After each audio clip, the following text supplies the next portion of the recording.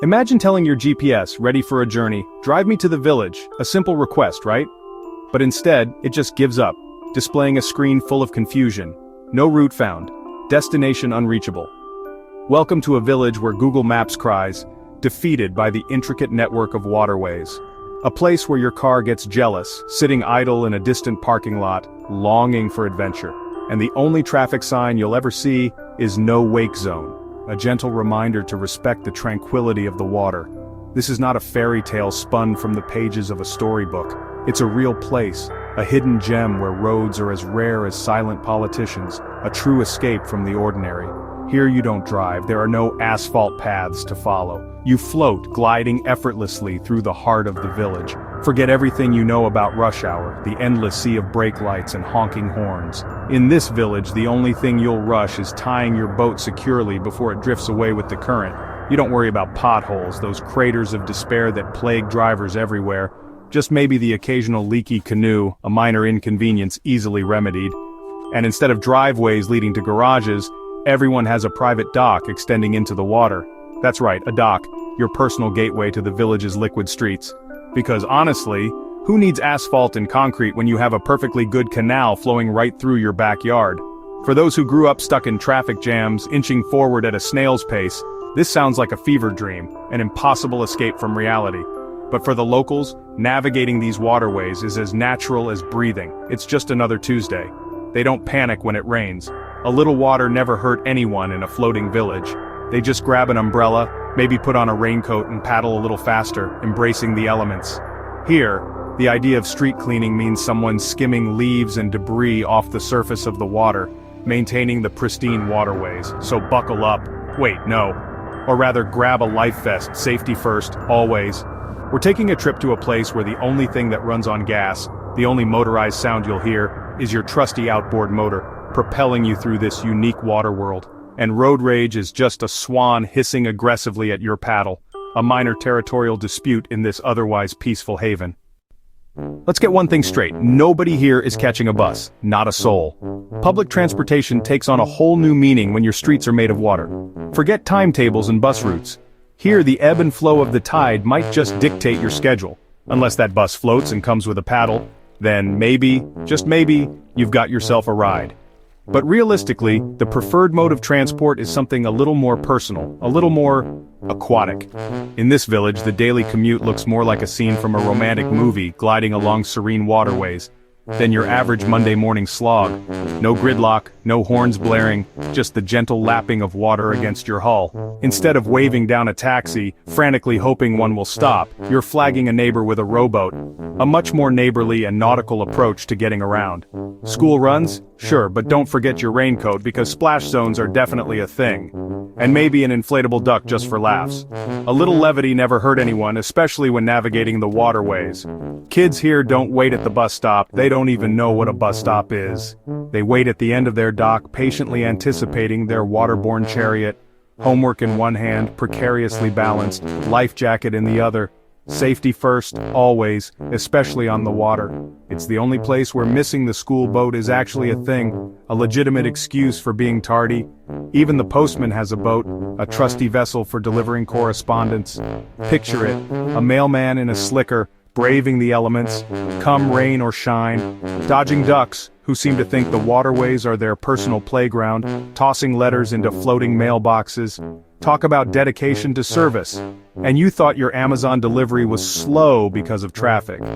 Try explaining to your boss that your package was delayed due to unexpected swan interference. Good luck with that one. If you're used to drive-thrus, prepare for disappointment. There's no pulling up for fries here. No golden arches in sight, just the open water. Unless, of course, you count drifting past your neighbor's house, which is a distinct possibility, and shouting your order across the water. Hey, Martha, throw us down some fries, would you? Let's talk about noise. Or, more accurately, the lack of it. In this village, you won't find the constant blaring of car horns or the soothing lullaby of sirens at 3 a.m. Here, the loudest sound is a duck's opinion on your rowing technique. Step outside and you might actually hear yourself think. Wild, right? The only thing speeding by is the occasional boat or, if you're really lucky, a local in a hurry to catch the floating market. And if you do hear a honk, it's probably just a goose with an attitude. Traffic lights? Forget it. The only red you'll see is the sunset reflecting off the water. And if you're worried about noisy neighbors, don't be. Sound travels across water, sure, but everyone's too busy minding their own paddles. If you've ever wished your city would just shut up for 5 minutes, this village is your dream come true. Finally, a place where your biggest noise complaint is someone's boat radio playing 80s hits a little too loud. Let's be honest, grocery shopping is already hard enough. Navigating crowded aisles, deciphering confusing labels, and trying to remember everything on your list can feel like a Herculean task. It's a weekly ritual that many dread, a necessary evil in the pursuit of a well-stocked fridge. Now add a boat. Imagine trading in your car for a canoe, your shopping cart for a kayak. Suddenly, the mundane becomes an adventure. Here, the weekly grocery run is less grab and go, a far cry from the quick dashes we're used to. And more row and hope you don't drop the eggs. Every ripple in the water becomes a potential disaster, every passing boat a cause for concern. It's a delicate balancing act, both literally and figuratively. Forget shopping carts, it's all about shopping canoes. Think of the possibilities. Specialized compartments for produce, a designated dry area for electronics, and maybe even a built-in cooler for those ice cream runs. Picture this, you're gliding down the canal, reusable bag in hand, waving at your neighbor who's just picked up fresh bread from the bakery boat. It's a community on the water, a network of floating commerce and friendly faces. Yes, bakery boat. Because who needs a brick-and-mortar bakery when you can have a floating haven of carbs? Because why have a food truck when you can have a food boat? The possibilities are endless. Taco boats, sushi boats, even pizza boats. It's the original Meals on Wheels minus the wheels. A truly innovative approach to food delivery, bringing culinary delights directly to your dock. Need a ride? No problem. Just hail a water taxi, assuming you're okay with your driver wearing waders instead of a suit. Comfort and practicality take precedence over formal attire in this aquatic world. And don't bother complaining about surge pricing. The only thing surging here is the tide. Mother Nature sets the prices, and there's no arguing with her. On rainy days, the water taxis are more popular than ever, because sometimes braving the elements is the only way to get where you need to go. Umbrellas out, people. No one wants to arrive soaked, but everyone does anyway. It's all part of the charm, a baptism by the elements that bonds you to the water. And when it comes to parking, just tie up to the nearest dock. Finding a spot might be tricky, but that's half the fun. If you're lucky, you won't find a duck sitting in your spot. They can be quite territorial, those feathered fiends. If you're unlucky, well, enjoy explaining to the duck why you need to move your boat. Good luck with that negotiation. Let's talk about parking. In most towns, finding a spot is a contact sport. Here, it's more like a polite game of musical docks. You don't have to worry about parallel parking, unless your boat has a mind of its own and starts drifting sideways. Of course, there are still rules. Park too far from your house and you might need a second boat to get your groceries home. And, don't forget to tie up properly. Nothing ruins your day quite like seeing your car floating off to visit the neighbors. Sometimes locals get creative. You'll spot boats tied to trees, lampposts, even the occasional garden gnome.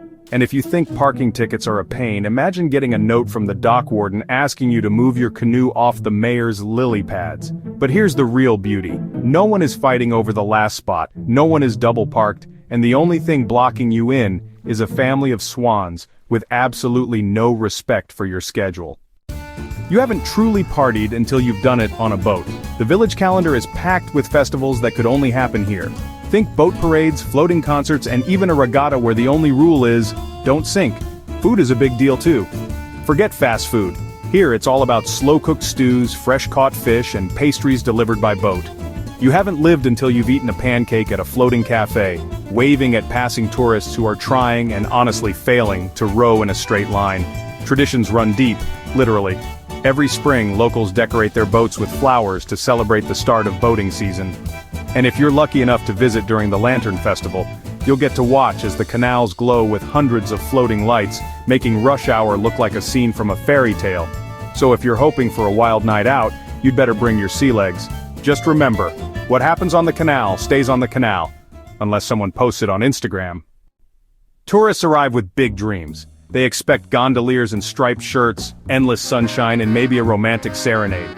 Reality check, the only serenade you're getting is from the frogs. And yeah, it will probably rain. A lot. Forget fancy taxis. You'll be catching rides with locals who row like Olympians and laugh at your attempts to paddle in a straight line. Your GPS? Useless. The only directions you'll get are, turn left at the big willow tree, then right after the floating mailbox. And don't even think about wearing heels. Unless you want to end up swimming. Sensible shoes, raincoats, and maybe a waterproof sense of humor are all must-haves. Oh, and don't feed the ducks. They'll follow you home and possibly steal your sandwich. But hey, you came for adventure, right?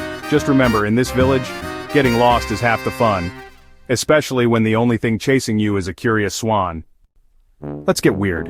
Did you know some villagers don't even own shoes? Why bother when most errands involve a pair of oars and a sturdy rain hat? And yeah, there's a local legend about a ghost boat that appears every Halloween, just to spook the tourists. The canals are so clean, locals actually swim in them. No, really, it's like living in a giant natural swimming pool, minus the chlorine and screaming kids. And if you're lucky, you might spot the rare canal cat, a feline who's mastered the art of boat hopping in search of fishy snacks. The local dialect even has words for stuck in a boat jam and paddle envy. Try dropping those in your next Scrabble game. And don't be surprised if you find a floating library or a pop-up art gallery on a raft. Creativity floats here, literally. So, if you're looking for the world's weirdest souvenirs, start here. Where else can you buy a hand-carved paddle, a duck-shaped hat, and a postcard delivered by boat? Let's wrap it up. Why should you trade your car keys for a paddle? Simple. Peace, quiet, and the joy of never ever hearing the phrase stuck in traffic. Unless, of course, there's a boat parade, or a family of ducks with places to be. Here, life moves at the speed of water. You'll find yourself slowing down, breathing easier, and maybe even laughing when your boat gets stuck behind a tourist who can't row. It's a place where rush hour means waving at your neighbors and emergency means running out of sunscreen. You'll return home with stories no one believes. I parked my boat next to a bakery, you'll say. Or, I got directions from a cat. And just watch your friends' faces when you tell them about the floating pancake cafe. So next time someone complains about city traffic, just smile. You've seen a better way. A way where boats rule, ducks reign, and the only road rage you'll ever see is a swan with attitude.